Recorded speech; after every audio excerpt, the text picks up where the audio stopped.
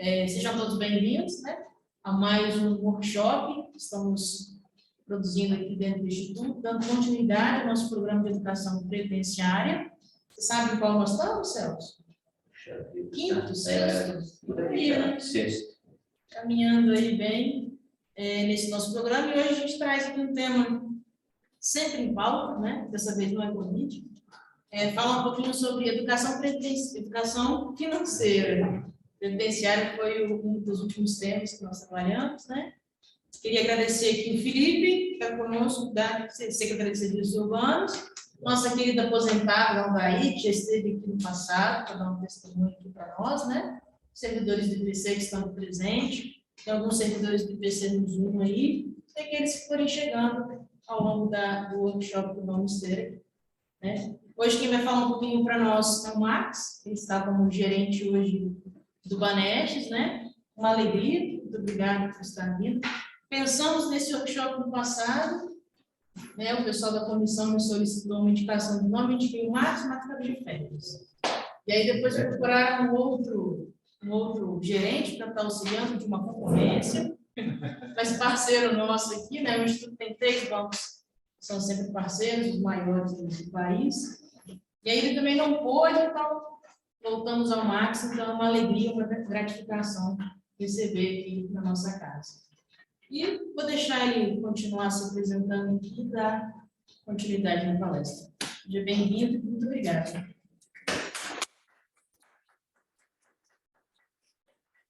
Boa tarde a todos que acompanham também de modo virtual.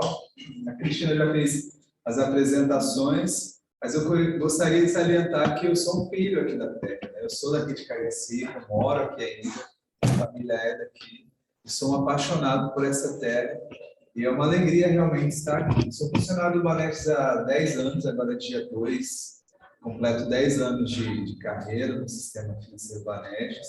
Antes eu pude trabalhar em algumas grandes empresas do setor privado, na gestão de planejamento de produtos e também na questão de gestão de pessoas. Depois eu trabalhei um período no setor público, na Secretaria de Justiça e Secretaria de Educação, e depois fui para o Banestes, onde a gente está até hoje. Trabalhei muito tempo aqui na agência vizinha, a agência Campo Grande, passei um tempo em Viana, a gente fundou ali aquele posto de atendimento em Marcílio de Noronha.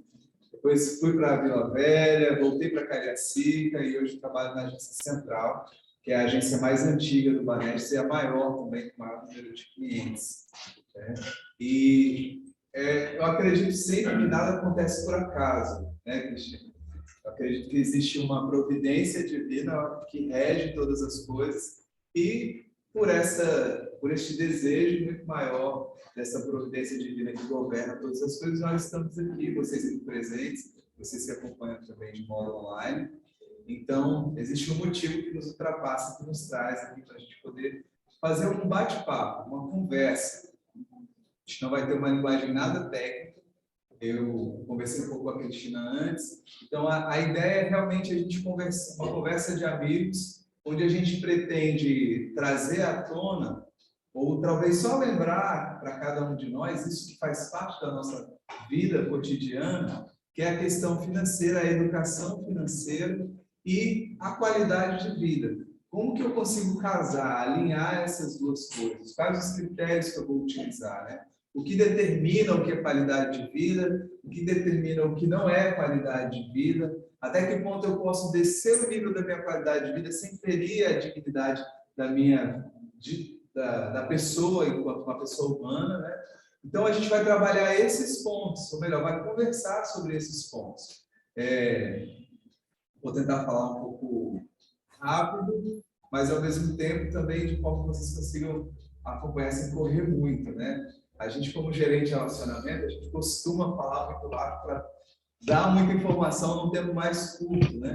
Então, se eu estiver acelerando demais, vocês levantam a mão que eu fiz aqui no freio, a gente reduz a marcha e a gente segue junto. Ok? Então, o tema que a gente trouxe para essa tarde é algo muito simples: educação financeira, desenvolvimento e qualidade de vida. Por que eu quis trazer e abordar esse assunto?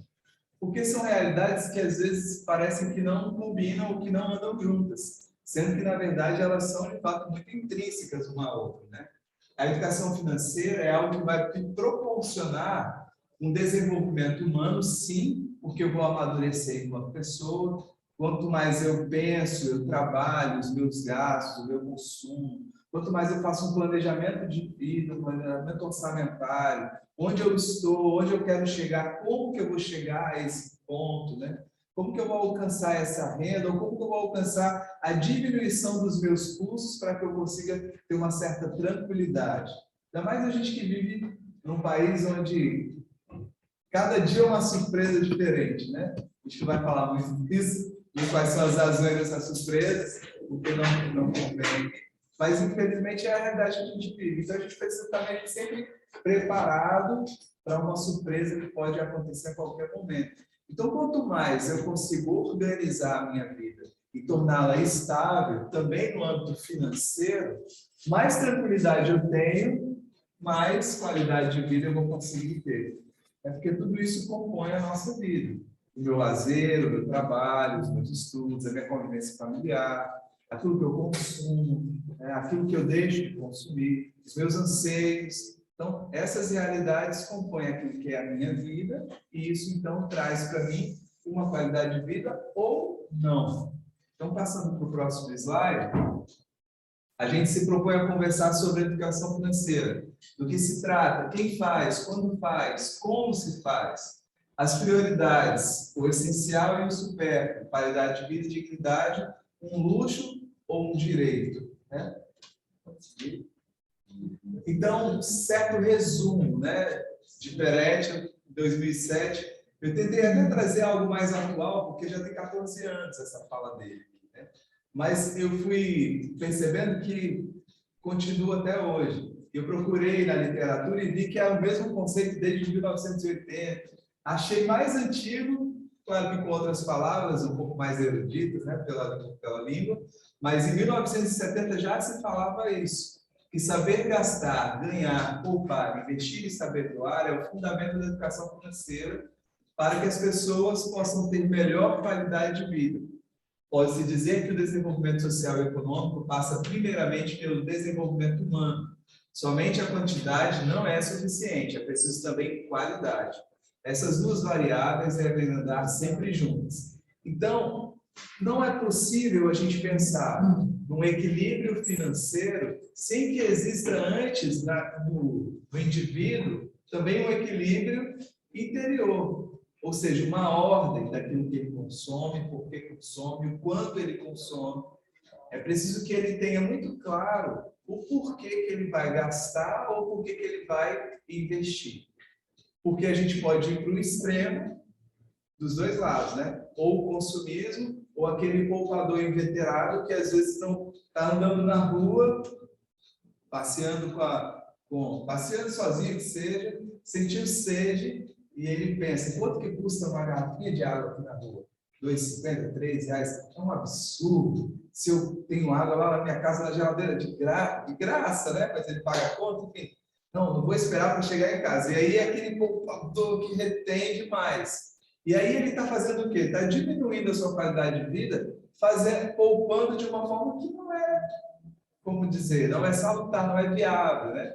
Tende a um desequilíbrio pelo excesso daquele que poupa. E também tem o outro que vai para o exagero, do excesso, né? Que poupa, que gasta demais, sem pensar que aquilo vai refletir logo na frente no endividamento, e aí isso vai trazer um transtorno e vai diminuir a sua qualidade de vida, porque ele vai perder uma noite de sono, ele vai ter um incômodo, porque ele vai se tornar uma pessoa mais irritada, ele vai diminuir a sua qualidade de vida, e isso acarreta, segundo os psicólogos e alguns psiquiatras que estudam a área, até mesmo transtornos mais graves, como ansiedade, depressão, né? Que podem levar, a gente está no mês de setembro, uma campanha muito forte aí contra o suicídio. Algumas pessoas elas tendem até a tentar contra a própria vida devido ao alto nível de endividamento em que elas se encontram. Por quê? Não houve um equilíbrio, uma maturidade na hora de pensar nos seus custos, nos seus gastos,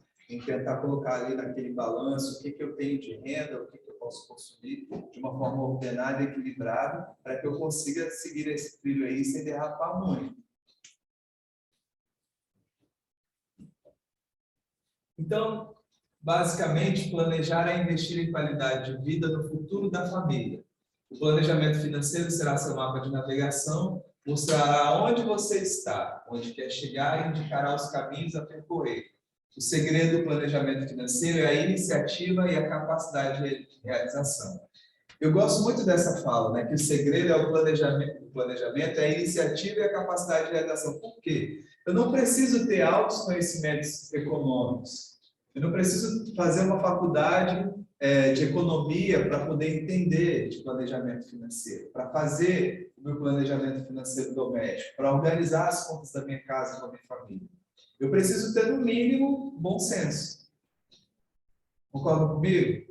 Porque uma vez que eu tenho este bom senso, eu sei o que é a renda, aquilo que entra, é o meu salário, é o meu benefício, é a minha aposentadoria, é o aluguel daquele comércio que eu tenho, é o aluguel daquela casa que eu tenho. Eu vou ter aquele valor de renda, aquilo que eu recebo, e eu vou ter os meus custos. Tem o custo fixo, água, luz, internet hoje já se considera custo fixo, né? A gente não vive sem ela, é a conta do telefone, é a alimentação, aqueles que não têm a casa própria, que ainda moram de aluguel, o financiamento, o empréstimo que você tenha, né? Então, você já tem um custo fixo, você já tem uma renda, que é aquela renda fixa. Então, o básico do bom senso para um bom planejamento é o essencial. Por que a gente fala de iniciativa? Assim como aquelas pessoas que às vezes estão um pouquinho acima do peso, né? A barriguinha está um pouco sobrando aqui, tem aqui. Aí fala, eu vou começar uma dieta. Quando? Segunda-feira. É a data oficial, né? Ah, mas hoje é segunda. Não, mas deixa para segunda da semana que vem. E vai sempre protelando, né? Vai sempre postergando a data. Então é preciso ter iniciativa. E quanto mais rápido você começa, quanto mais cedo você ensina e você compartilha, divide e conversa sobre esse assunto dentro de casa, mais fácil se torna a organização financeira. Como assim? Quanto mais cedo? Né? Geralmente você tem um filho, tem um neto, um sobrinho, sei lá, que mora com você vai dar o dinheiro para o lanche. Então você pode começar a dialogar com ele quanto que ele vai gastar, por que ele vai gastar o lanche, por que ele precisa daquele valor, por que precisa ser aquela marca, daqueles chips, por que não pode ser um outro? E se ele levar um lanche de casa? E se ele não gastar o dinheiro todo dia na lanchonete, mas ele 2 dias da semana ele levar o lanchinho de casa e 2 dias ele comprar o lanche na lanchonete para poder fazer aquela social com os amiguinhos? Isso já começa desde cedo. Então, quanto mais cedo a gente conversar sobre isso dentro de casa, a gente conversar isso com as crianças, inclusive, você vai gerando uma mentalidade que vai, durante ao longo da vida daquela pessoa, ela vai só amadurecer e no futuro nós teremos menos pessoas endividadas. Né? Eu trago um exemplo de uma pessoa conhecida minha, que ela sempre foi muito organizada financeiramente, e aí ela começou a falar disso com o filho dela. E aí, quando esse menino fez 7 anos, ela descobriu que ele tinha na gavetinha do guarda-roupa dele, ele tinha uma caixinha onde ele guardava todas as moedinhas que ele achava dentro de casa. Porque quando ele fizesse 7 anos, ele queria comprar uma bicicleta. Claro que não tinha o suficiente, né? Mas ele já, pelo diálogo com a mãe, né? Pelo exemplo que ele tinha ali com o pai, ele foi entendendo que se ele poupasse um pouquinho todo dia, ele conseguiria realizar o sonho que ele tinha, né? Então, para aquela criança, aquela moedinha de todo dia fez uma grande diferença quando ele chegou aos 7 anos. Ele realizou um sonho. Obviamente que os nossos sonhos hoje são maiores, são mais caros, né? Uma casa, um apartamento, de repente comprar um sítio, né? Fazer uma viagem. Não sei qual é o ideal que você tem. Então, para você alcançar esse sonho, é preciso iniciativa. Começar hoje, né? Começar hoje. De que maneira? Como que eu faço isso? Como que eu vou botar isso tudo numa balança e pesar o que importa e o que não? A gente vai conversando mais e vai chegar nesse processo aí. E capacidade de realização. Isso nós todos temos, porque a gente já é gestor da nossa própria vida. A gente já acorda planejando, eu preciso acordar a tal hora, eu preciso tomar café, eu preciso me trocar, eu preciso sair de casa em tal tempo, porque o ônibus passa X horas ali no ponto, ou então eu vou pegar trânsito em tal lugar, eu preciso abastecer. A gente já faz esses planejamentos meio que no automático. A gente só precisa trazer isso para a questão financeira. E aí a ferramenta que você vai utilizar pode ser a mais simples possível e a mais acessível possível a você. Hoje, na internet, você consegue baixar alguns programas gratuitos, onde você inclui ali, né, os seus custos e as suas receitas, e ele já faz alguns cálculos para você e te ajuda a acompanhar aqui. Ah, mas eu não gosto, não confio de fazer isso na internet. Faz igual os nossos avós, os nossos pais, talvez. Pega uma cadernetinha, faz uma linha no meio, vai lá, ó, gastos e receita, né? O que eu ganho e o que eu pago. Sei lá como você quiser chamar, da maneira mais simples, mais fácil de você entender. Aponta tudo, faz a continha ali na calculadora. Se você estiver gastando mais do que você recebe, sinal vermelho, alerta ligado, e aí você revê o que eu posso cortar, né? Porque não é tão essencial. Ou então não cortar de vez, mas simplesmente diminuir. E aí você vai ajustando essa conta. Ou então, isso aqui eu já cortei, não tem mais o que cortar. O que eu posso fazer para poder dar uma melhorada nessa renda? Então aí você vai partir para aquilo que é a sua realidade. Eu posso conseguir trabalhar no outro horário? Será que é viável? Eu sei bordar, eu sei pintar, eu sei fazer bolo, eu sei fazer doces. Eu posso colocar isso para vender para os meus amigos, vender aqui na rua, isso vai melhorar a minha renda? Posso. Eu posso ir lá no banco conversar com o gerente para começar a investir? Será que a poupança é uma boa? Será que se eu fazer uma previdência privada é uma boa? Será que se eu aplicar na bolsa de valores eu vou conseguir mais dinheiro? Qual é o meu perfil de investidor? Então você começa a pensar e vai alargando os seus horizontes, pensando no quê? Não somente no dinheiro pelo dinheiro, mas pensando na realização dos seus objetivos e dos seus sonhos. Lembra do exemplo do menininho que começou a catar todas as moedinhas que ele achava pela casa e colocava na caixinha lá na gaveta dele? Ele tinha uma meta, ele tinha um objetivo, ele tinha um sonho a realizar. Então não era dinheiro pelo dinheiro, aquele dinheiro que ele juntou tinha um valor afetivo muito maior.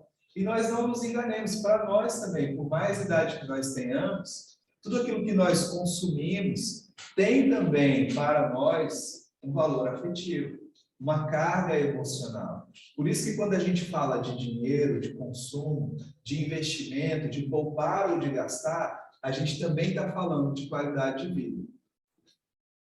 Cabe a todo homem providenciar uma renda condizente para os dias futuros. Recomendo a todos os homens que, por meios prudentes e bem pensados, se garantam contra uma reserva minguada nos anos de sua maturidade. Seja previdente quanto às necessidades de sua velhice e quanto à proteção de sua família. Clássico 2005. Parece coisa antiga, né? Mas é recente, 2005 é do século atual, do século XXI. E o que ele está dizendo para a gente de forma muito simples? Que eu preciso viver o meu hoje pensando no amanhã. O famoso carpe diem é meio que loucura a gente meter o pé na jaca e sair vivendo como se o amanhã não fosse existir, né? Então a gente precisa ter um foco sempre pensando que o amanhã ele vai chegar. E como que eu quero estar no amanhã? Lembra da iniciativa? Você começa a dar um primeiro passo hoje. Você olha para uma escada, tem 100 degraus. Como que você vai chegar no 100º degrau? Se você não der o primeiro passo, subir o primeiro. Eu vou pulsar, 100 degraus são muitos. Você pode até parar no meio, dar uma respirada, continua de novo, respira, continua de novo. Aí você vai chegar lá. Então é preciso a iniciativa. Quando que eu devo começar? Agora. Mas e o tempo que passou? Já não dá para voltar atrás. Então o tempo é o agora. Então, esse tempo presente, o agora da nossa vida, o hoje, eu gosto de dizer que o hoje se chama presente, não é sem razão, porque é um presente para nós, né? Esse existir, estar vivo, estar aqui, nesse tempo de pandemia que a gente tem enfrentado, né? Nós podemos celebrar por estarmos aqui, porque eu posso conhecê-los e vocês podem me conhecer. Porque, né, com esse vírus correndo solto por aí, a gente nem poderia não ter essa oportunidade. Então, de fato, cada dia de vida é um presente. Só que eu preciso viver esse meu presente, usufruir desse meu presente, pensando que ele vai passar e vai chegar ao amanhã. Como eu quero estar no amanhã? Onde eu quero estar? Né? E de que modo eu quero estar? Então, independente da sua faixa etária, se você tem 5, 7, 12, 20, 50 anos, pense que você vai viver um pouco mais e que você pode, hoje, começar a planejar o seu futuro.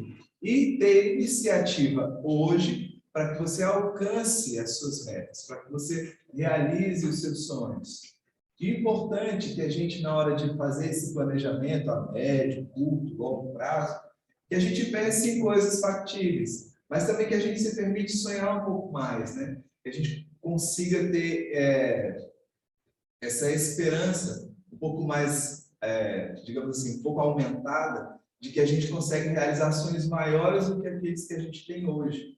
Porque quanto mais você alimenta este sonho, mais garra você tem também para persistir e correr atrás. Porque fácil, ninguém vai dizer que não é para ninguém. Né? Vida ruim todo mundo tem, mas é preciso ter iniciativa, disposição e não desistir dos seus sonhos. Se você começa hoje, você vai chegar na sua meta, no seu objetivo. Talvez não no tempo que você planejou, você vai precisar parar, recalcular, remodelar aquele projeto que você fez, aquele orçamento familiar para trocar de carro, para fazer aquela reforma. Existem circunstâncias que estão fora do nosso controle. Pode ser alguém que adoece na casa, você precisa tirar daquela reserva para poder puxar o tratamento de saúde.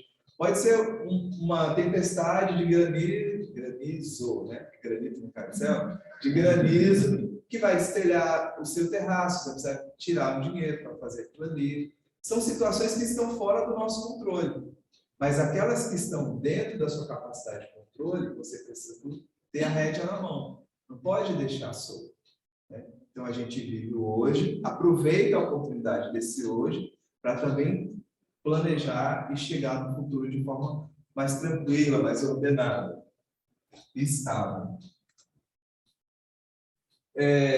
Quando a gente fala de orçamento de educação financeira, né, de orçamento familiar, de planejamento orçamentário doméstico, né, uma palavra, ou melhor, uma situação ou uma condição é imprescindível, que é a comunicação, o diálogo, a informação, a integração, a interação. Por quê? A não ser que você more sozinho na sua casa, mas se você mora com a sua esposa, esposo, com o seu cônjuge, com o seu filho, com a sua mãe, né? Independente da ordem ou da organização familiar onde você está incluído, é preciso dialogar, conversar. É preciso que vocês tracem metas que sejam comuns, que diz respeito a todos, e até mesmo aquelas que são individuais, sonhos que são pessoais. Né? Porque quem é casado aqui? Os homens. Então, você é casado, você tem o sonho de talvez comprar uma moto possante de 1.000 cilindradas. Mas para sua esposa, a moto não está sonhando comigo, que ela quer uma carona para a gente passear bastante. Já é um sonho comum. Então, se você divide esse sonho com ela, vai ficar mais fácil organizar as finanças para que os dois alcancem a realização desse sonho. Né? Se a sua esposa sonha em ter uma segunda lua de mel lá em Paris, para vocês tanto faz. Vai ter. Vai despertando sonhos, né? A Cris que está aí para casar, né? Começa a sonhar nisso. Mas, enfim, se você tem uma meta que é comum, fica muito mais fácil que todos trabalhem e colaborem para se alcançar. Porque se você poupa, se você organiza, se você diminui os custos, se você procura organizar a situação, mas você convive com alguém que está ali consumindo com você que não tem esse pensamento, vai haver um desequilíbrio, vai haver uma desordem e talvez essa conta nunca vai fechar. Vocês nunca conseguirão chegar àquele objetivo. Por quê? Porque o objetivo não era comum. E é preciso haver também o diálogo, a integração, a interação, para que todos estejam dispostos também a cederem em algum momento. Não é verdade? Todos vão ter que fazer um ajuste ali naquilo que gasta, naquilo que consome, para poder o sonho comum se realizar. Ou então determinar, que a gente pode dizer, do que é mais prioridade, mais prioritário. Aí é interessante, Marcos, né? Desde da confecção do orçamento familiar inicial, que todos participem, né? E a gente tem aquela visão, é criança, tem 6 anos, tem 7 anos, não vai.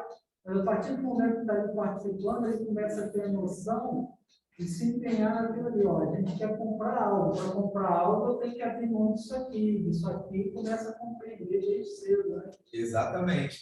Todos devem participar, independente de qual faixa etária, independente de qual idade. Porque isso deve começar desde muito cedo, porque já vai criando a mentalidade de uma educação financeira, de uma organização financeira. Então, quando ele tiver aquilo que é renda dele própria, ele já vai pensar 2 vezes como que eu vou gastar, como que eu vou distribuir, como que eu vou poupar. Os japoneses, eu procurei ver se eu achei isso mais atualizado, não achei. Mas eu tenho uma informação que é de 2010, que dizia que os japoneses, eles já criam seus filhos educando para uma economia financeira. Então, o japonês, se ele ganha R$100, ele poupa 50 e ele consome 50. Igual a gente, igual o brasileiro. É uma cultura do japonês. E isso é comum a todo japonês, em toda casa, porque isso foi sendo disseminado ao longo das gerações. O Brasil vai demorar um pouquinho para chegar nesse nível aí, né? 200 anos. Primeiro tem que ganhar para poder colocar 50%. Né? Exato. Zerando, né? Eu tenho despesa como tudo. Então, existe essa realidade. Então, se a gente começa desde cedo a ter esse diálogo, outra coisa bacana, né? Uma dica legal. Começa a levar os filhos para ir no supermercado e começar a comparar os preços com eles. Quando você faz aquele levantamento, no supermercado X, a Nutella, criança gosta muito, a Nutella está tantos reais o pote de 500 gramas. No supermercado Y, a Nutella está... Olha a diferença aqui. Então, onde é que começa a comprar mais? Isso parece simples, mas ele vai internalizando aquilo ali e nunca mais ele vai comprar nada sem comparar o preço. Ou então você faz com ele aquela brincadeira, sei lá, vou dar um exemplo tosco aqui, mas tipo assim, a bala ali no bar da esquina custa R$2. No bar do morro lá de trás custa R$1. Onde você prefere comprar? Aqui você compra uma só, lá você compra 2. Ele vai preferir comprar naquela onde ele compra pelo mesmo valor 2. Porque ele está olhando a quantidade, que para ele, ali de acordo com a sua idade mental, é o que ele consegue compreender, né? Aí depois você vai amadurecendo isso. Mas se você tiver que gastar tanto de combustível para chegar lá, aí já é uma conta mais complexa que ele vai amadurecer e vai aprender a acompanhar. E que a gente também precisa fazer. Porque às vezes tem coisas que parecem economia e na verdade não é. Então é preciso ter esse olhar um pouco menor, digamos assim, micro da coisa e expandindo para que a gente realmente consiga chegar a uma ordem financeira, uma estabilidade financeira. Então, comunicação, diálogo, a informação, a integração, a interação. Isso é muito importante, né? A gente trazer isso para dentro de casa, para que a gente possa trazer todos para esse universo e tentar trabalhar sempre ali na mesma linha. Obviamente, não é uma situação fácil que as pessoas pensam diferentes, e aquilo que eu tentei dar dos objetivos diferentes, a gente deu certo porque ele convenceu a mulher dele a comprar a moto com ele. Parabéns! Por isso que ele perdeu seu cabelo. Isso até agora, depois da proposta de segunda última. Ela não ouça de interesse. Quem conhece as amigas dela, não contem isso para ela, não dê essa dica. Mas a gente falando, parece tão simples. Eu sei que não é simples, né? Mas é preciso que a gente se disponha a travar esse diálogo, né? E que a gente esteja disposto a argumentar e também a ouvir os argumentos do outro, de forma desarmada, sem querer impor também os seus objetivos sobre os das pessoas que convivem com você, porque ele também tem os sonhos, tem as metas, ela tem as metas, os objetivos, as prioridades dela, e aí juntos ali estabelecer então o que de fato é bom para todo mundo, o que de fato é bom para cada um, e o que a gente não pode abrir mão, e o que nesse tempo a gente consegue passar sem, né? Mas isso sem um diálogo não se consegue. Informação é aquilo que eu falei. Como que eu sei que lá no bar da esquina uma bala custa R$2 e da rua aqui de trás custa R$1? Eu vou me informar. A gente se informa hoje muito fácil, com o telefone na mão, né? Você nem precisa ter internet em casa, porque todo lugar hoje tem internet disponível. Você vai ali, entra na internet, faz um comparativo de preço, você pega um panfletinho de preço ali do supermercado, pega um do outro, fica atento à televisão, né? As propagandas que passam ali, aquele marketing da TV, e aí você vai, olha como está barato, nossa, eu vou comprar aqui.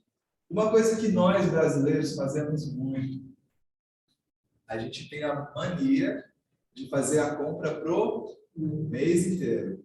Eu ainda tenho essa mania. Eu aprendi com meu pai, né? Então, tô tentando, mas é muito mais prático, mais fácil. Você tem que ir no mercado, enfrentar fila, mas enfim, eu vou me desvincular disso um dia. É um processo que eu estou passando. Mas eu descobri que na França, e na Europa de um modo geral, mas principalmente na França, eles não têm esse hábito, a despesa é a mínima possível. Eles compram o máximo para um dia, 2 dias.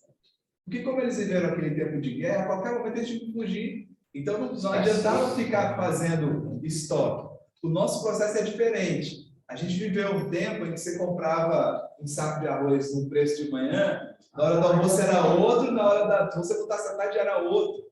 Né? Então você ia lá e já comprava um monte para garantir aquele preço menor. Deus queira que a gente não chegue a esse tempo de novo. Né? Então por isso a gente criou esse hábito. Meu Deus. Então a gente precisa pensar assim, é necessário fazer esse estoque todo? O que está acontecendo? Como é que aí vai aquela questão da informação, né? A gente tem às vezes uma certa preguiça de ler, de se informar. A gente vê a novela, mas não assiste o jornal. E tem que ver qual jornal que você está assistindo também, né? Porque até a informação é manipulada. Então, comparar, procurar ler, né? Sabe aquele tempo que você... Desculpe o que eu vou dizer, né? É uma mania minha também que eu compartilho com você. Toda vez que eu vou pro toalete, eu costumo levar o celular e ficar no joguinho, né? Para passar o tempo. Vamos procurar aproveitar esse ócio e tornar ele produtivo. Vamos começar a ler mais, vamos começar a interagir mais com aquilo que está acontecendo no mercado, na economia, no mundo, aquilo que o presidente falou, aquilo que o governador disse, o vereador falou. Por que isso tudo? Porque isso tudo vai impactar na conta que eu faço das contas que eu preciso pagar. Eu não posso ser alienado a essa realidade. Às vezes é mais fácil viver assim, só que é menos responsável, né? E aí eu vou estar trazendo vou estar jogando esse jogo contra a minha própria qualidade de vida. Controle, caderneta, bloco de notas, planilhas, softwares. Depende do que você vai utilizar para fazer o controle. Não existe organização financeira sem controle. Ela não acontece. Não tem como, né? E aí, se você não estabelece o mínimo de controle, quando você se der conta, você já gastou demais. Quer um exemplo prático? Cartão de crédito.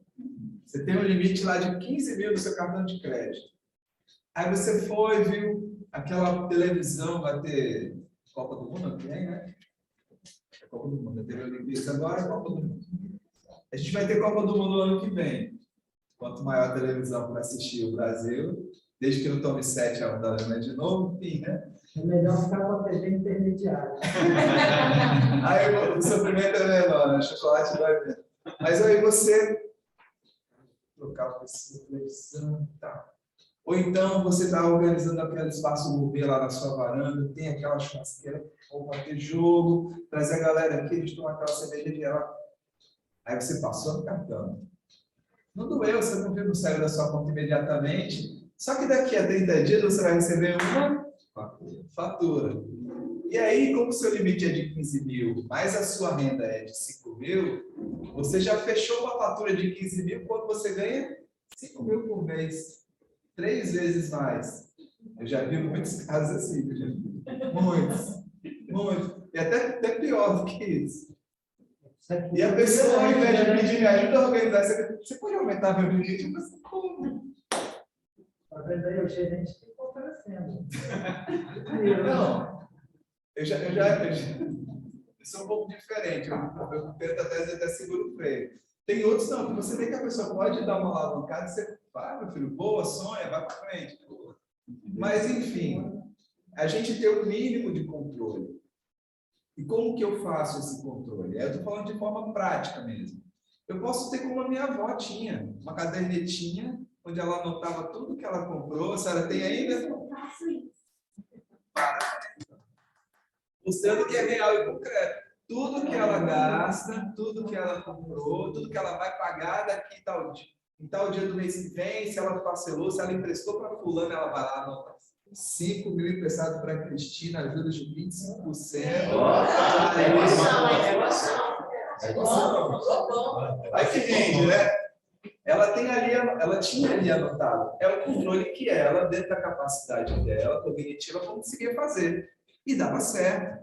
Eu nunca vi a minha velha endividada. Pelo contrário, ela emprestava dinheiro para os filhos, até ela morrer. Quando ela morreu também, ela deixou o dinheiro na poupança. Como você vai juntar o dinheiro assim? Porque ela era organizada. E não deixava de comer as coisas que ela gostava, de pintar as unhas toda semana, de arrumar o cabelo, de viajar. Ela aproveitava. Porque ela teve a iniciativa, há muito tempo atrás, de começar a organizar as coisas. E era uma pessoa muito simples. A minha avó não tinha quarta série.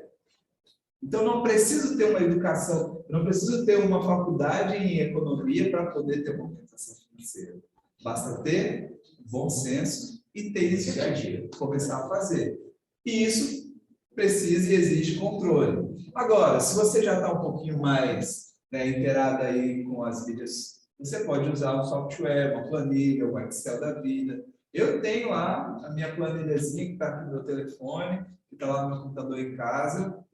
Tudo que eu compro, tudo que eu gastei, tudo que eu preciso pagar, e se eu empresto para alguém, quanto está devendo, quanto que vai pagar, para eu me organizar, para eu poder saber onde que eu estou me metendo, quanto que eu estou gastando e quanto que eu quero economizar. Então, o meu carrinho velho ali, só que aquele, como posso dizer, aquele vínculo afetivo com ele. Ele não quase me dá problema, é econômico. Mas eu já vi que está na hora de começar a trocar. Então, eu já estou me organizando para daqui a 1 ano, 2, eu já trocar de carro. Já pensei qual é o carro que eu quero, quanto está custando. Então, já estou me planejando, já estou começando a subir essa escadinha, para daqui a 2 anos eu trocar de carro. Eu faço meu controle da minha planilha do Excel. Como você vai fazer, aí depende da sua aptidão, daquilo que está mais acessível a você, da maneira que você vai conseguir fazer isso da forma mais tranquila. E é importante fazer de forma que você tenha esse controle sempre muito acessível. Porque tem gente que tem a cabeça boa, que vai lembrar de tudo sempre, e tem gente que, como eu, se eu tiver anotado, esquece. Até o nome das pessoas eu vou trocar, posso conviver direto, então eu tenho que ter ali anotado. Então você precisa se conhecer para você entender qual é a melhor maneira de você fazer esse seu controle. E as ferramentas são muitas, como eu falei, uma cadernetinha, um bloco de notas do seu computador, uma planilha do Excel, ou então, se você for mais aquela pessoa mais da TI aí, mais ligada no computador, você utiliza o software que você baixa às vezes de graça lá na internet. Você pode. Não. Metas e objetivos claros e factíveis, algo que você de fato possa fazer. Porque vamos supor, a pessoa ganha um salário mínimo. Em 1 ano, a não ser que ela use de meios desonestos, ela não vai conseguir economizar R$100.000. Concorda comigo? Não bate. Tem de onde tirar. Então, eu preciso estabelecer metas e um objetivo que seja alcançável. E é bom a gente começar a fazer com projetos de curto prazo. Por quê? Porque aí você vai começar a ver o resultado mais rápido. E nós, seres humanos, nós funcionamos muito a partir do resultado. Independente do seu tipo de temperamento, da sua idade, da sua experiência de vida. Você viu o resultado, opa, esse negócio dá certo. Olha que legal. Então, se você planeja algo para daqui a 1 ano, está muito longe. Talvez você não vai ter paciência para esperar ver o resultado daquilo daqui a 1 ano. Mas se você pensa daqui a uns 3 meses, 1 mês, que seja, olha que bacana, deu certo. Então, vamos aumentando. Aí você vai aumentando, aumentando. Daqui a pouco você tem um projeto para 1 mês, daqui a 6 meses, daqui a 1 ano, daqui a 5 anos, daqui a 10 anos, né? As mães de meninas aí, já nasce, a filhinha mal nasceu, já está pensando, sonhando na festa. Nem sei se isso ainda existe, né? Se as adolescentes querem isso hoje. Mas já pensa na festa de 15 anos que a filha vai ter daqui a muito tempo. Ou então os pais, né, que são mais pragmáticos. O moleque mal nasceu, já está pensando qual faculdade esse guri vai fazer. Né? Já está projetando se vai ser engenheiro, médico, professor. Professor não, né? Ninguém quer que isso. Os professores que me ouçam não vão brigar comigo. Mas a gente vai pensar sempre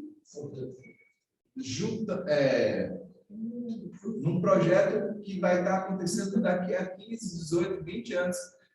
E que a gente nem sabe se vai chegar. Mas para que aconteça lá no futuro, eu preciso começar a planejar agora. Se eu sempre tivesse, mas está muito longe, mas esse longe vai chegar um dia. Né? Quantos anos a senhora tem hoje? Mal pergunte. Eu tenho 67 anos, 67. 67 anos. Quando ela tinha 10 anos, com certeza ela não pensava nos 67 anos. Nossa, está muito longe. Se perguntar para a senhora agora, para falar que demorou. Eu tinha 10 anos de idade. Eu tive que trabalhar em casa de família para continuar meu estudo, porque eu tinha perdido meu pai. E nós éramos 11 irmãos. E eu tinha 4 abaixo de mim. A senhora estava bem no meio ali. Depois de mim, tinha mais 3. E uma de 2 anos, um de 6, que é a minha família. Nós somos em 14 irmãos. Hoje, nós somos em 8 vivos, graças a Deus. E eu fui uma criança, assim, muito apegada com meu pai. Ele fazia jogo de bicho. Com 7 anos, eu já fazia jogo de bicho. Tá? Eu já fazia jogo de bicho. E eu estava... Uma contra-aventura, né? Que bicho vai dar hoje? Aí eu vou falar, mas se você ganhar, você vai ter que me dar um cruzeiro. Eu te dou. E assim foi a minha vida. Já sabia Eu negociar. perdi meu pai, eu tive que trabalhar em casa de família. Aí Para conseguir terminar eu os estudos. almoçava, ia para a escola, levava um cruzeiro, um pão com manteiga e ia almoçar. Um cruzeiro era para comprar. Desculpe interromper. A senhora falou um fato muito importante. A senhora lembra com quantos anos o seu pai faleceu? Como? A senhora lembra com qual a idade que o seu pai tinha quando ele O faleceu? meu pai tinha 59 anos. Isso foi em que ano? 1964. Isso é um dado muito importante para nós. No século passado, se vivia muito menos.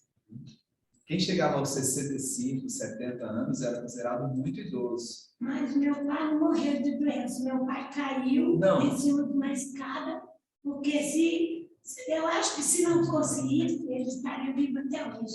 Tudo bem. Mas, via de regra, né, isso é um dado estatístico, as pessoas viviam muito menos. Quem chegava aos 70 anos era considerado muito idoso. Hoje em dia, 70 anos, 67, está quase lá.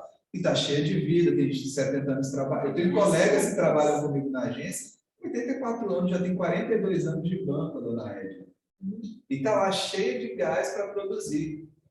Cheia de saúde. 92 anos. Então, a perspectiva é que cada vez mais a gente vai viver mais. Então, se torna mais importante que cada vez mais cedo a gente comece a pensar nesse futuro. Como que eu quero estar na minha melhor idade? Como que eu quero passar esse momento? Então, se a gente começa cedo, como ela fez, lá com a sua cadernetinha, fazendo a conta, juntando, pensando, projetando o seu futuro feliz, isso se torna algo muito mais alcançável.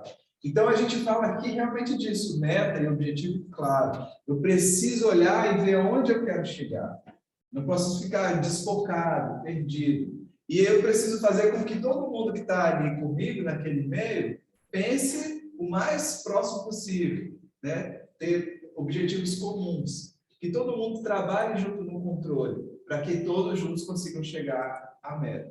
Ainda que a meta seja a realização de apenas um. como uma família que se reúne toda para poder pensar na faculdade que o filho vai fazer, ou no curso que ele vai terminar fora do país, né? Ou na festa de casamento que a filha vai ter. Precisa ser um objetivo claro, que todo mundo vai participar e que todo mundo vai contribuir, todo mundo vai participar desse controle, né? E factível, quando a gente diz factível, que é algo que se torne concreto, algo que seja realizado, para que a gente consiga ver o resultado, e o resultado nos proporciona o desejo de querer continuar fazendo aquilo ali, porque a gente sabe que dá certo. Quando fazer, gente? Sempre. Sempre. Quando você vai fazer a unha, quando você vai trocar de carro, quando você vai financiar a sua casa, quando você vai fazer um consórcio, quando você vai pegar um empréstimo no banco, quando você vai fazer qualquer realidade da sua vida que envolva dinheiro, é preciso que você pense nisso, que você traga à tona essas 3 etapas anteriores. Porque a todo momento a gente lida com dinheiro. Em todas as coisas, para a saúde, para a educação, para o lazer, né? Hoje ele está vinculado a tudo que a gente precisa fazer, né? Faz parte do nosso itinerário nessa terra. Então, a gente precisa ter esse entendimento. O objetivo, vamos supor aqui que eu tracei uma meta e estou fazendo o meu controle. Só que eu estou vendo que a gente continua gastando muito. O que eu preciso fazer? Atualizar aquele planejamento. A coisa não está batendo bem, estou vendo que eu não vou chegar lá. Ou então aquilo que a gente falou, existem circunstâncias que vão fugir daquilo que você pode controlar. É uma chuva de granizo, é uma enchente, é alguém que adoeceu, né? São várias realidades que você não tem como controlar. E aí você vai precisar tirar daquela reserva que você fez. Então, refaz o plano. Agora, se está tudo bem, mantém, para que você consiga chegar até lá, né? Construindo amanhã feliz e vendo bem o dia de hoje. Isso é importante a gente ter para, como é que eu posso dizer, como uma regra de vida, né? Para a gente, no sentido de uma educação financeira. Que parece receitinha de bolo, parece frase de para-choque de caminhão, né? Construindo amanhã feliz, como é que é? Vivendo bem o dia de hoje. Parece conto de fada, mas isso é algo muito real e concreto. É aquilo que a gente falava, o amanhã ele vai chegar. E o amanhã que vai chegar vai depender de como que eu vivi bem o meu hoje, né? Um exemplo muito simples, né, para vocês rirem.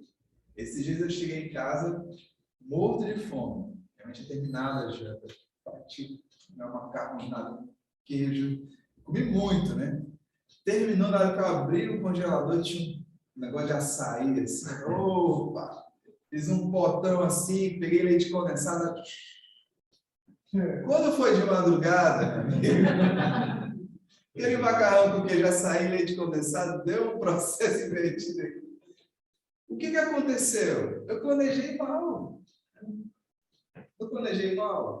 Então, aquilo que eu vivi no momento que, que delícia, estou me empanturrando de macarrão com queijo, açaí com muito leite. E de pouco tempo, aquilo já se reverteu em algo ruim para mim. Porque eu planejei mal. Eu curti ali o momento, tá de boa, estou feliz.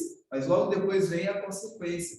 Então, a gente precisa trazer, e aí é por isso que a gente fala de educação financeira também, começando desde cedo, com as crianças, que toda ação vai gerar uma lei de Newton, é física. E isso também é a regra da vida, não tem como, né? Você joga uma bola para cima, ela vai voltar, ela vai cair. Se você não sair, ela cai na sua cabeça. Então, a gente precisa entender que tudo aquilo que eu faço hoje vai repercutir logo ali na frente. Então, se eu gasto demais agora, na frente eu vou ter uma dívida. A não ser que algo aconteça e socorro, assim, né? Vem na Mega Sena acumulada, uma bolada de uma herança, sei lá. Mas, do contrário, a coisa não vai funcionar bem. Então, eu preciso entender que tudo aquilo que eu vivo hoje, aquilo que eu consumo, o que eu poupo, o que eu reservo hoje, ali na frente, vai repercutir na minha vida.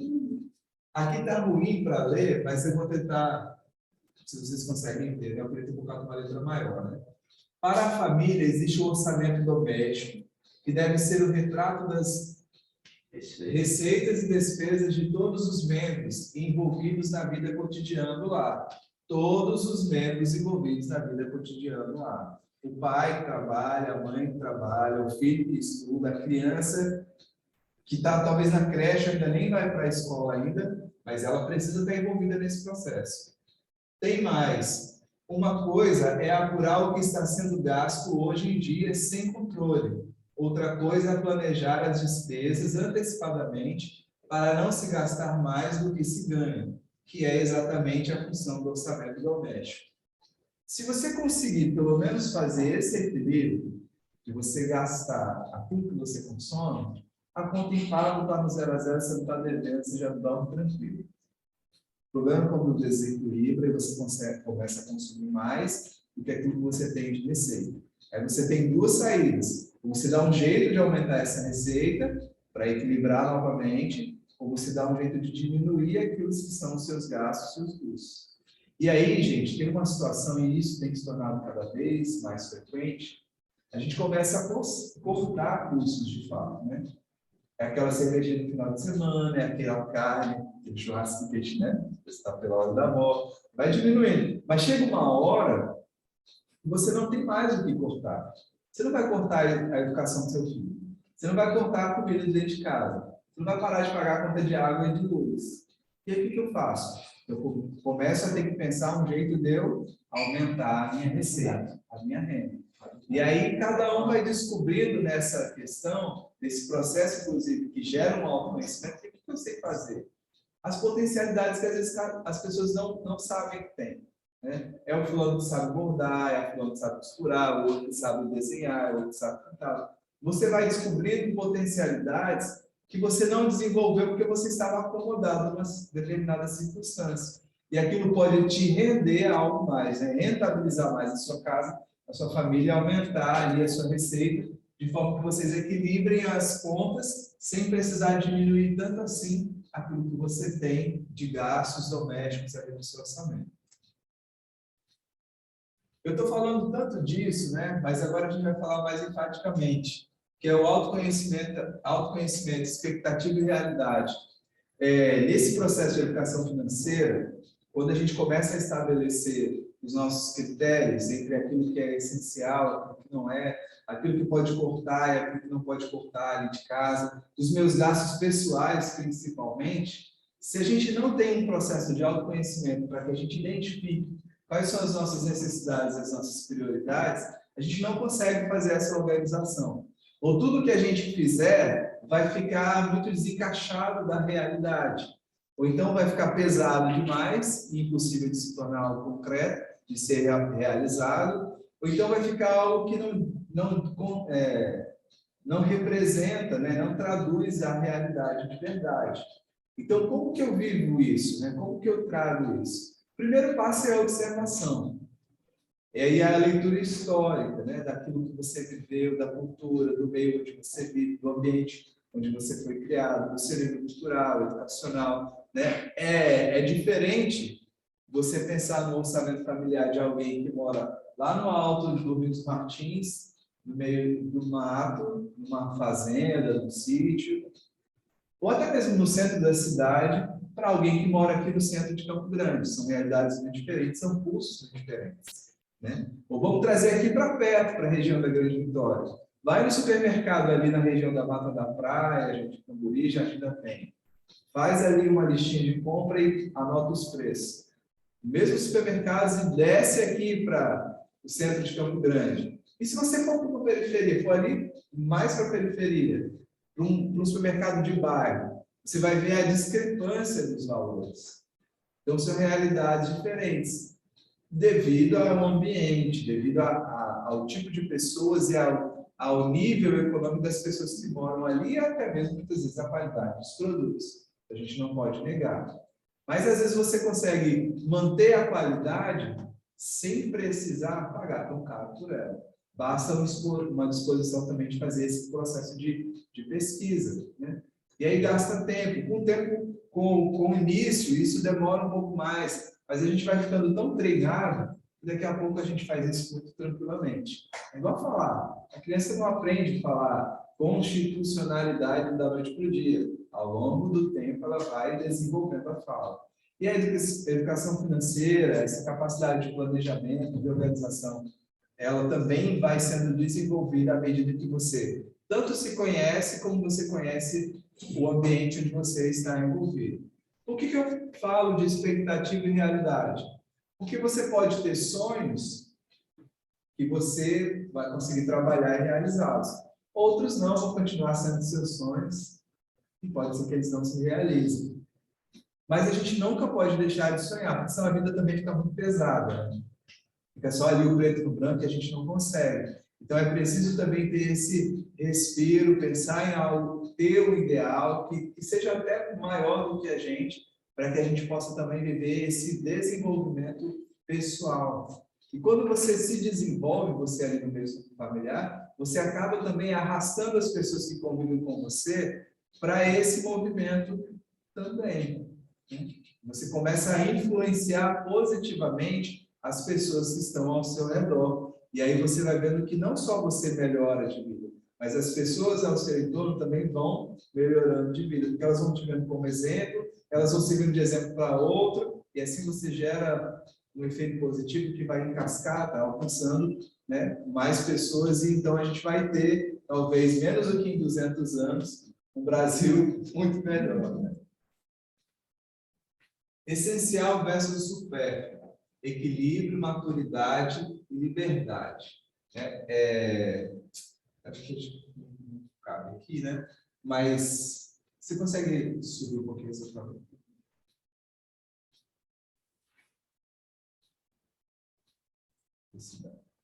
Não tem problema. Então, a sensação de riqueza se mede pelo estado de espírito e não pela conta bancária. É rico que tem uma vida feliz, saúde para vivê-la e também uma renda garantida para manter essa felicidade conquistada ao longo da existência. Quem diz isso aqui não é um padre, não é um pastor, não é um... Como é que é? Um budista lá? Como é que chama? Um monge. Isso aqui é um economista que chegou a essa constatação. O nome não está aqui, depois a gente pode mandar para vocês. O meu nome é Klaus. Servásio? Ótimo. O Servásio falou outra, porque o Klaus falou uma piada. Bem ao caso. Então, é rico quem tem uma vida feliz, saúde para viver e também uma renda garantida para manter essa felicidade conquistada ao longo da existência. E a felicidade se constrói com escolhas, inclusive do padrão de consumo que se deseja ter. A riqueza com abundância financeira é algo que pode ser construído com um plano de objetivos. Onde que eu estou? Onde que eu quero chegar? Então, se a gente não tem isso, a gente vai ficar sempre perdido. E aí a gente passa a ser controlado pelo quê? Pela mídia. Que vai impondo para a gente alguns padrões de consumo que estão fora da nossa realidade. E a gente perde a nossa liberdade, porque a gente sente uma necessidade que, de fato, não existe. Você quer ver um exemplo muito concreto, bacana? O que mata a sede? A água. Ela precisa estar gelada para saciar a sede? Não. A água que vai suprir a sua necessidade fisiológica de H2O no seu organismo. Mas se você bebe uma água quente, você continua com a sensação de sede. Porque foi nos ensinado desde muito cedo que a água para matar a sede tem que estar gelada. Mas o que mata a sede simplesmente é a água. O que o seu corpo precisa é de água, somente. Não necessariamente água gelada. Mas criou-se uma imposição que a gente absorveu e traz para a nossa vida como uma verdade que se a água não estiver gelada, ela não vai matar a sede. E a mídia, ela trabalha dessa forma em muitas outras realidades. Na sua época, não, vamos falar na minha época, eu tenho 45 anos, quando eu tinha 20 anos, a gente não andava com o celular no bolso. Nem por isso a gente deixava de dar nossos rolê com os amigos, nem por isso a gente deixava de chavecar as meninas, nem por isso a gente deixava de namorar. Sem celular e sem dinheiro. E de ver uma vida social. Eu não queria falar essa parte dolorida. Só tinha criatividade. Só tinha criatividade. Me lembrei das discotecas no centro comunitário.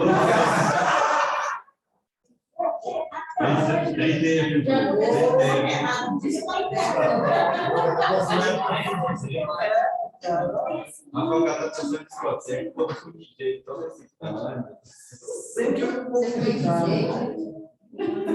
O que eu quero dizer aqui não é que a gente é avesso à evolução tecnológica, ao contrário, né? Ficou muito mais fácil muita coisa. Mas a gente não pode deixar que isso controle a nossa vida. Não que isso determine os nossos cursos, né? A necessidade de sair um modelo novo, sei lá, eu preciso trocar, né? A Apple está lançando agora o iPhone 13. Vai fazer a mesma coisa que os outros, com alguma ou outra melhoria. Mas vai ter uma promoção legal. O lançamento dele vai sair por 15 mil. Promoção bacana. 13.500. Você imagina o absurdo? Mas gera-se na população mundial aquela sensação de que se eu não tiver aquele telefone, eu não estou ali, não sou bem aceito, né? Isso a gente vê às vezes na criança, pedindo para o pai o tênis e tem que ser aquele tênis daquela marca, naquela época, daquele jeito, porque senão não pode. O modelo da moda. Tem que ser o modelo da moda. E quem dita esse padrão? Quem dita esse modelo? A mídia. Então, a gente vai observar e vai ser crítico com isso. Mas será que realmente é necessário? Então, quanto mais cedo a gente começa uma educação financeira, ensinando essa capacidade crítica, os adultos vão ser capazes de responder a isso de uma melhor forma. Omar, só um exemplo curioso que eu ouvi esse dia, não sei se vocês sabem. Você reparou que parou de ter propaganda de brinquedo infantil na televisão? Não tem mais besteira, não tem mais de nada. Eu pensei isso essa semana, porque a gente está perto das crianças, e você quase não tem. Mas é uma lei que baixou para manter. E a justificativa dessa regra é porque as crianças vinham pedindo para os pais. Os pais não tinham ainda, né? Vou falar um termo feio, mas não vai entender. Então, os pais não tinham a capacidade de dizer não para a criança. Então, era mais fácil aparecer na televisão. Você reduz o diálogo, reduz a educação e reduz tudo. Mas isso aí já tem um tempo. Tanto que todos os programas infantis acabaram. Não, mas aí os programas infantis acabaram porque eu tinha que Não tinha Aí eu tinha O que gera a situação? Aí quando essa lei acabou todos os programas. Porque não tinha patrocinador. Talvez aí porque a gente não assiste mais a turma das crianças. É um absurdo o negócio desse. Então, quando a gente fala de desenvolvimento humano, né, de autoconhecimento, a gente precisa estar atento àquilo que a gente assiste, àquilo que a gente lê, e essa capacidade de criticar. Será que é verdade? Será que realmente eu preciso disso? Eu não sei, assim, os mais antigos vão lembrar de um refrigerante chamado Tim. Provoca a sua sede até não aguentar mais. É o limite. Era um camarada no deserto, né? Suando bicas, ele tinha uma alucinação assim com o oásis. E aí chegava lá e.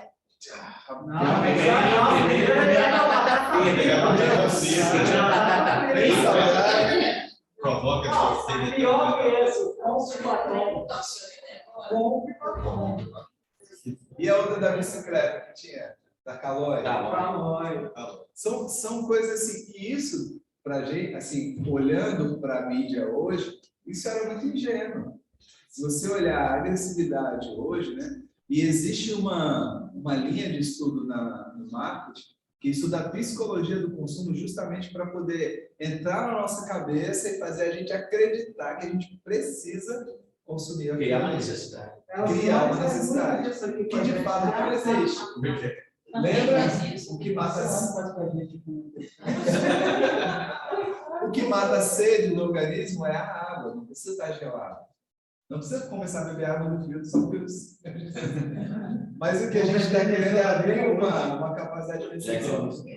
Será que eu preciso disso? Né? Não. Então a gente começar a olhar, entender, ver é bacana. E se eu tenho capacidade? Calma aí, vou lá no meu controle. Esse mês até que dá para trocar de celular. mas e ali na frente, como é que vai isso vai acontecer? Não tem necessidade, o bicho está funcionando, a bateria ainda está boa, dá para juntar o dinheiro, em vez de passar no cartão, eu vou e compro. Mas, rapaz, mas já não está rodando mais o jogo da moda. Já estou aqui agoniado.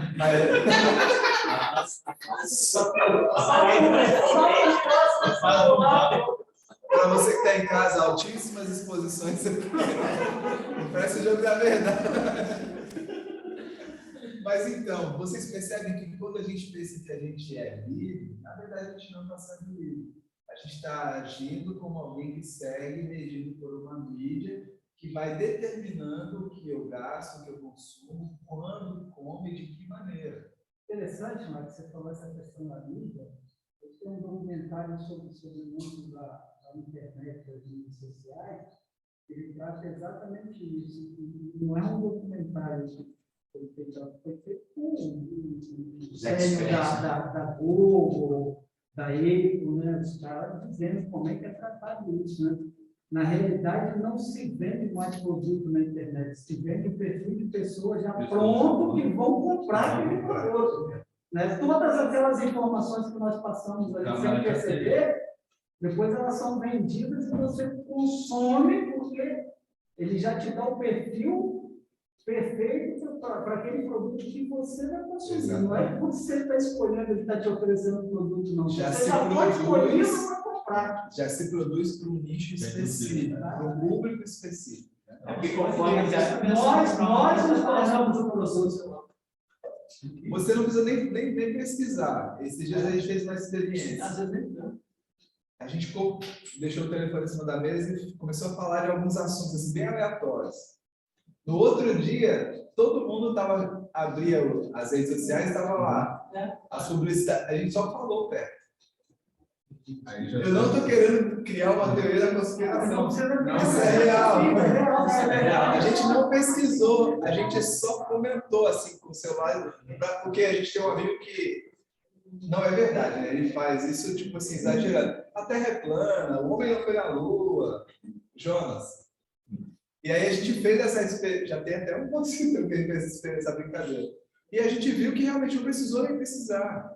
Então, tipo assim, a gente é observado. O que a gente está fazendo do jogo do bobo, então? A gente tem que começar a observar, espera aí, quem manda no meu nariz sou eu, quem paga minhas contas sou eu, quem vai dizer que eu vou comprar e consumir sou eu.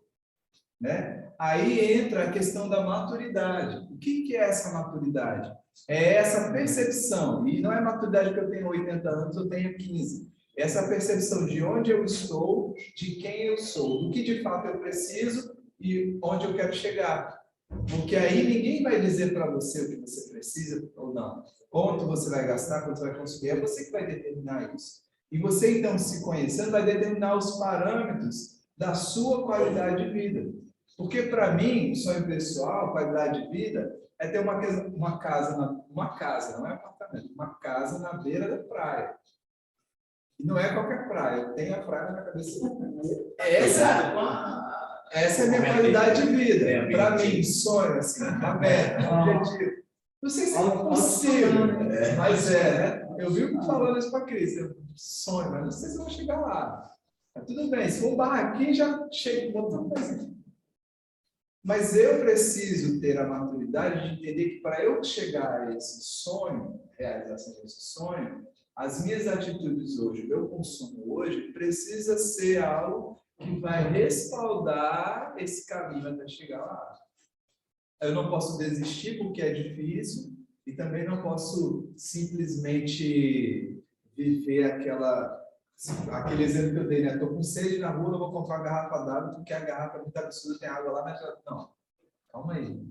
Eu preciso entender esse processo e ver até que ponto as coisas elas são essenciais e elas são supérfluas. Eu só consigo fazer esse discernimento, essa diferenciação, quando eu atinjo um mínimo de maturidade. Igual aquela criancinha, filha da minha amiga, que juntava todas as moedinhas. Ela podia ter juntado as moedinhas e ter lá na barraca do seu João e comprado tudo de bala de chiclete. E ter conseguido um monte de carne. Mas ele já tem um mínimo de maturidade, segundo o exemplo que ele recebeu dos pais, que para ele chegar a comprar a bicicleta que ele queria aos 7 anos, ele precisava juntar as moedinhas.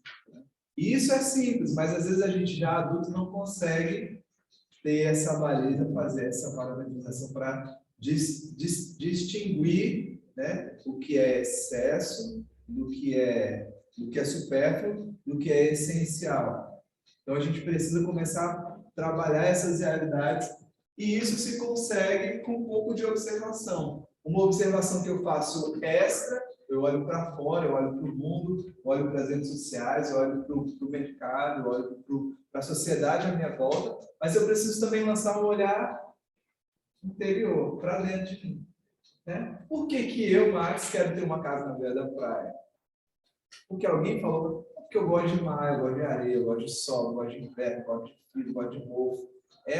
Eu sou assim. Mas talvez o Celso prefira o frio das montanhas, um vinhozinho, queijo quente. Mais barato. A gente fala disso para outra realidade. Porque se você tem amigos, Acabou. eu tenho uma amiga que ela tem uma casa perfeita na Ilha do Boi, de frente para a Bahia, né? E eu vivo falando com ela, eu estou aqui de boa, porque se a minha amiga tem uma... E a gente convive muito lá, faz muitos encontros lá na casa dela com os amigos, né?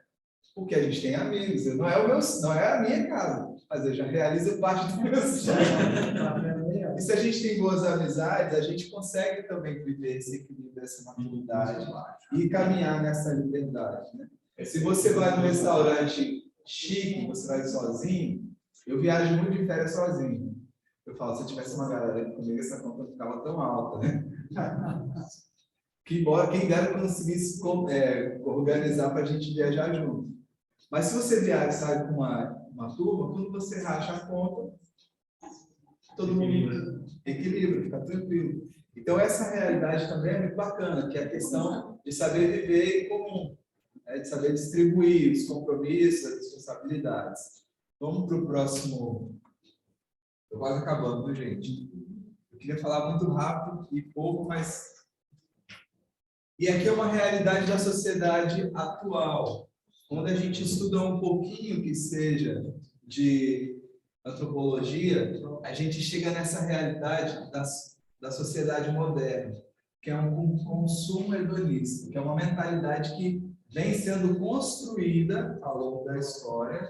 Desde a década de 50, isso se tornou mais feroz, digamos assim, mais intensivo, e hoje a gente já vive essa realidade, né? O que é esse consumo hedonista, né? Primeiro, o consumo todo mundo sabe, mas o que é o ser hedonista? É aquela pessoa que tem um pensamento focado apenas no prazer. Não é só o alívio, o fugir do sofrimento, mas é tudo que ela faz, ela tem por objetivo a sua satisfação pessoal. E o consumo hedonista, então, ele se caracteriza pela sobreposição dos desejos emocionais às motivações utilitárias. A emoção se sobrepõe à utilidade da coisa. Eu preciso sair daqui de Campo Grande e chegar ao centro de Vitória. Se eu faço isso num Fiat 147, eu vou sair daqui, um dia eu vou ter um de relíquia, eu acho massa. Eu vou sair daqui no meu 147 e vou chegar lá no centro de Vitória, na Praça 8. Mas eu posso fazer isso também numa Land Rover. É o mesmo percurso, é o mesmo caminho. Obviamente, na Land Rover eu vou chegar mais rápido. Depende. Você combinou? Ó, já está planejando a coisa Economista, pô, já, carro só não basta, não. Mas você entende que eu vou fazer o mesmo percurso, eu vou sair do mesmo lugar e os dois vão me levar ao mesmo objetivo, que é sair daqui e chegar até lá. Qual a necessidade de fazer isso numa Land Rover? Não, necessidade não existe. Mas eu emocionalmente me sinto tendencioso a querer ir na Land Rover. Por quê? Exatamente o que o Anderson, né? O que o Anderson disse. as pessoas, olha aquele baixinho cara que tá de olho, ficou até bonito agora, né? Existe toda uma realidade envolvida que é muito mais extra do que interior.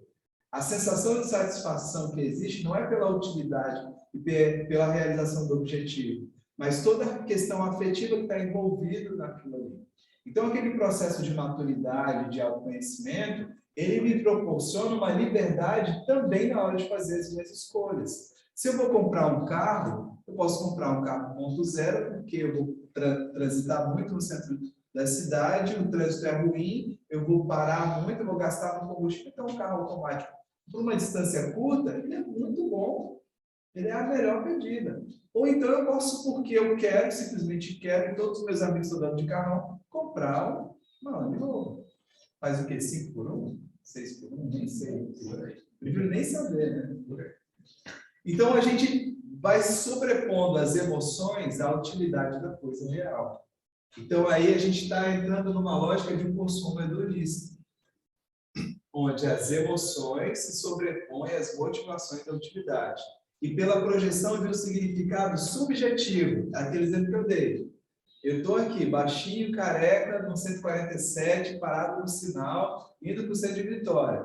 Vai parar aquela mulher top de capa de revista, vai olhar para mim. Vai seguir o caminho dela. Mas, subjetividade, obviamente, né? Não que todas as mulheres sejam interesseiras, tá? É só um exemplo. Percentual significativo. Não fui eu que disse. Não chega a 100%, não. Mas eu estou ali parado no sinal, sentado na minha de ar-condicionado ligado. Ela vai olhar, vai olhar de novo e vai pensar, vou partir. 50% de chance. Entendeu? Então a mídia ela vende isso para a gente, cria uma necessidade. Né? Você pode ir numa CGzinha 125 com a sua mulher na garupa. Mas você quer ir no Então, a procura de novas experiências. Sério, mano, 125 subindo no montanha aqui, você tá de sacanagem comigo, né? Então, o que ele faz? Né? Ela faz uma projeção de um significado subjetivo dos objetos que ultrapassa os seus atributos reais. O objeto ele ganha um valor muito maior do que de fato ele tem, por causa da ligação afetiva e da projeção emocional que ele causa na pessoa. A procura de novas experiências é uma outra característica da ética hedonista. Os consumidores mais abertos a valores hedonistas e a mudanças são mais impulsivos. E aí é o foco do público feminino. E engraçado, né? Eu queria até trazer, só que depois que eu terminei os slides, eu esqueci de acrescentar. Essa lógica também tem mudado entre os homens. Cada vez, antigamente, e esse antigamente que eu falo é até 2008, que é algo recente, né? Era predominante essa impulsividade de consumo na mulher. Hoje, os homens já estão a páreo. Tanto que você começa a ver assim, vários nichos de comércio para o público masculino que não existiam antigamente. Quantas barbearias existiam antigamente em Campo Grande? Há uns 10 anos atrás. Nem barbearia tinha, só tinha cabeleireiro, né? Barbearia, você tinha um ou outro, aquela portinha, duas cadeirinhas. Barbearia. Hoje em dia você vai, tem pigmentação da barba, relaxamento no centro das flores, não sei. Barbearia. Mesa de sinuca, não sei. Por quê? O homem começou a consumir mais também. Então, é aquela realidade que a sociedade vai mudando e a gente precisa acompanhar essa realidade. E ficar atento nisso, não só para fazer o nosso planejamento orçamentário, mas também para ficar atento nas oportunidades. Porque, lembra, às vezes a minha conta não está batendo e não dá para cortar mais nada aqui dos meus gastos. Eu preciso fazer crescer a minha renda. Ou se eu estou com um olhar atento para a realidade ao meu redor, ou eu posso começar a fazer isso aqui para ganhar o dinheiro a mais também. Então, esse processo de desenvolvimento humano não é só para aprender a gastar menos, de repente você vai começar até a descobrir que você pode fazer algo para ganhar um pouco mais, e aumentar a sua receita, né? Então, existe uma impulsividade no consumo. E dessa impulsividade vem todo o descontrole financeiro. Porque você tem um cartão disponível, você tem um cheque especial na sua conta, né? E quando você viu, você já extrapolou todas as medidas e está endividado. Não tem mais como resolver, a não ser entrar numa renegociação. Ou então, chutar o pau da barraca e ficar devendo todo mundo, como a gente ouve muitas vezes, né? Lá no banco, né? Ah, eu estou com o nome sujo mesmo, daqui a pouco você vai caducar, gente. Dívida não caduca. E se você morrer, a dívida fica para os seus herdeiros, inclusive. Então, é preciso pensar nisso, né? E a gente começar a pensar numa questão de maturidade para conquistar um equilíbrio emocional. Porque esse equilíbrio emocional vai se refletir também no equilíbrio das minhas contas. Porque quantas vezes o que a gente gasta a mais e consome a mais é por uma compensação de algo afetivo, emocional, né?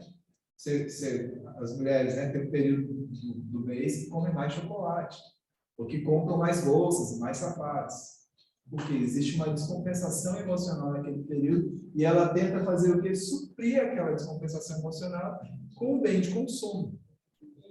Os homens, né? Se o time perdeu, bebe para comemorar, bebe para poder chorar no mágoa. Mas se o time ganhou, é descompensar de qualquer jeito.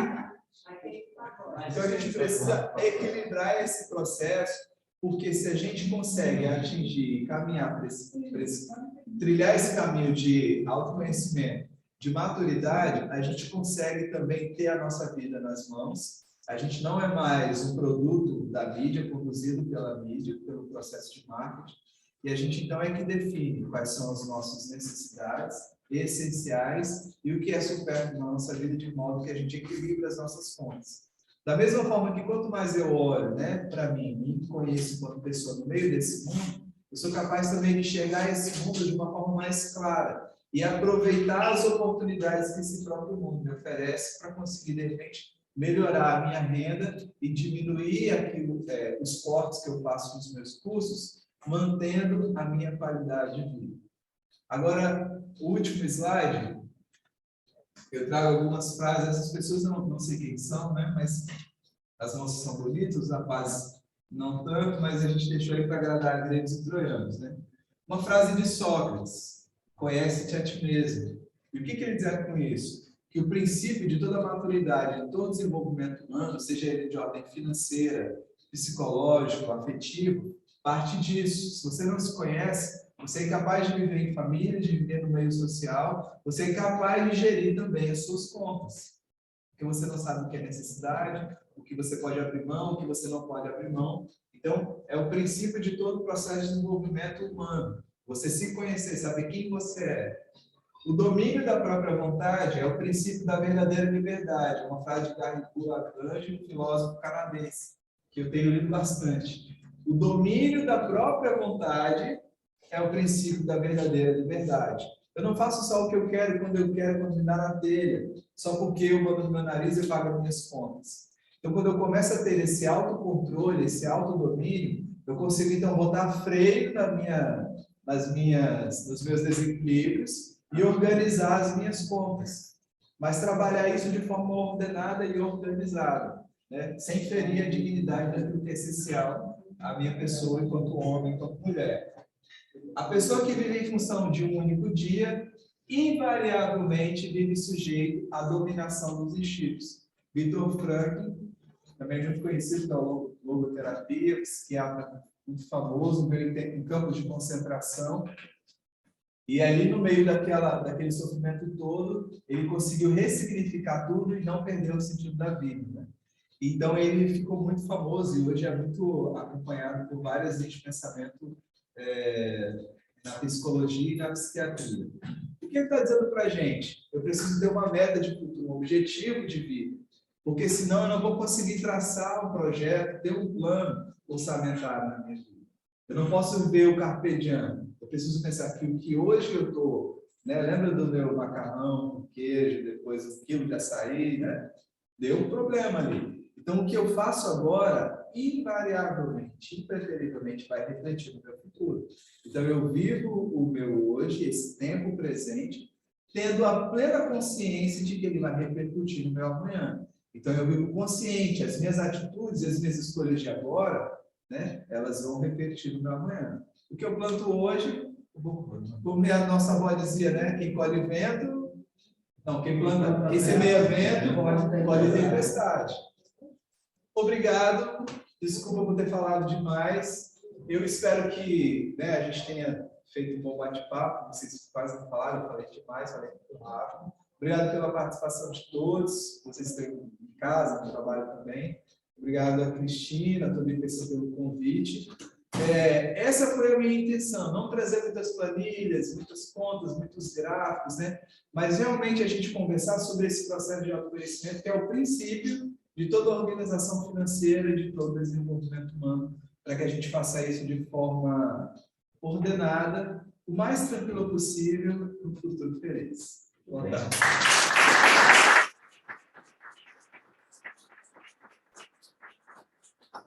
Aqui mais. Você que nos acompanha pelo Zoom, aos nossos colegas servidores, vou tirar a máscara aqui, para cá, está dando para ficar no ângulo aqui? Não ficar muito perto. Tivemos a alegria de ouvir a sabedoria e o conhecimento, né? E é importante quando uma pessoa tem controle do conhecimento que está falando, né? E tivemos a alegria de, então, escutar hoje o Marcos Oliveira Ferreira. Vou fazer a leitura de todo o perfil aqui de conhecimento, para vocês verem por que falou com tanta propriedade. O Max, ele trabalhou com planejamento e controle de produção em grandes empresas capixabas do setor privado, atuou no serviço público também de 2007 a 2011, então conhece bem a nossa peleja aqui, nas secretarias do Estado de Justiça e Educação.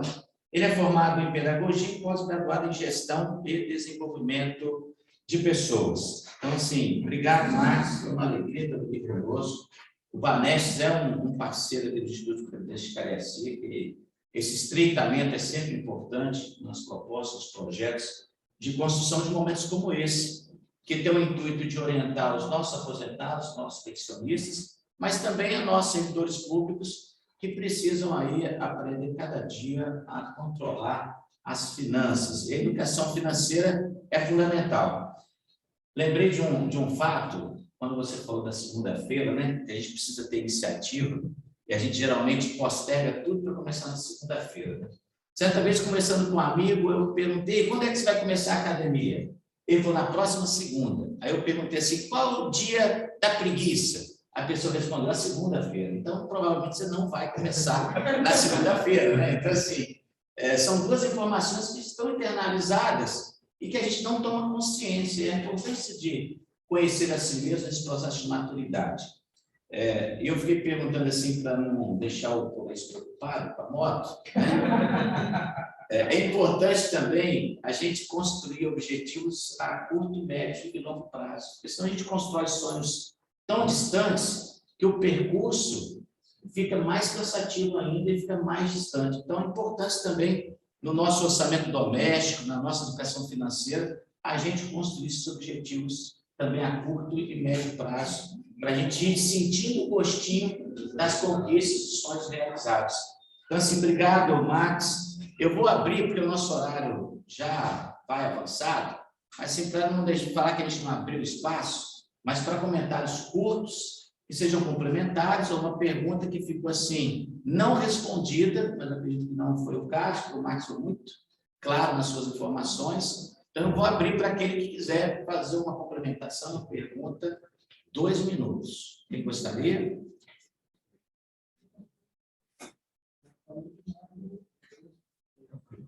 Sim, é bom palestrante quando não tem pergunta. Ou foi muito bem. Ele foi extremamente compreendido. Não, é verdade, a gente interviu várias vezes. Então, Max, obrigado, amigo. Eu que agradeço. O IPCR faz parte da sua casa. Você que nos acompanhou pelo Zoom também, nosso muito obrigado. Aos meus colegas servidores do IPC, obrigado pela presença, pela participação. E a gente se encontra ali na frente com mais uma atividade, mais um workshop, uma roda de conversa, que faz parte do plano de capacitação de Certificação e Educação Previdenciária do Instituto de Previdência de Cariacica. Um abraço. Vai ser dia 13 de outubro, vai falar sobre...